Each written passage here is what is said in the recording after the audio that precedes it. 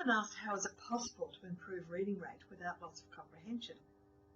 So if you've got a moment, I can run through what are some of the poor reading habits of the average reader that slows them down. So firstly, do you ever get to the bottom of a page that you're reading and look up and think, what was that all about? And have to read it again. Or you get to a word like Hawaii, and here you are off on a holiday somewhere. Now, losing concentration is a common problem with people when they're reading. It's actually because you're reading so slowly, your brain gets bored. You're reading too slow for your brain. Your brain's thinking in thousands of words per minute, yet you're inputting information merely in hundreds of words per minute. So we can fix the losing concentration problem simply by speeding up with an appropriate technique. Secondly, have you ever noticed that you hear the words in your head as you're reading them?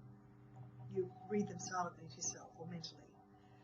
That's called subvocalization, and that slows you down to speaking speed.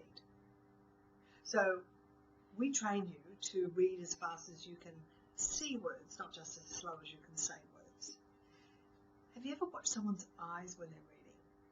Perhaps you'll notice that they stop and start. They don't tend to move smoothly. Now, that's lack of fluency. So we'll actually train the eyes to move smoothly across the page instead of stopping and starting. Finally, how many words do you see at one time? If you only see one or two words as you're reading, that's the number of words you see per fixation. Speed readers can see a whole line per fixation, a whole line of words at a time. So we can shift you from reading words to reading ideas. So we shift you from word-based reading to visual reading, where you're reading ideas.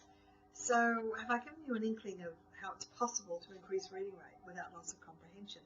It's a bit like a sports coach will improve a swimmer's stroke so that they swim faster. We're going to improve the way you take in information off the page so that you read faster.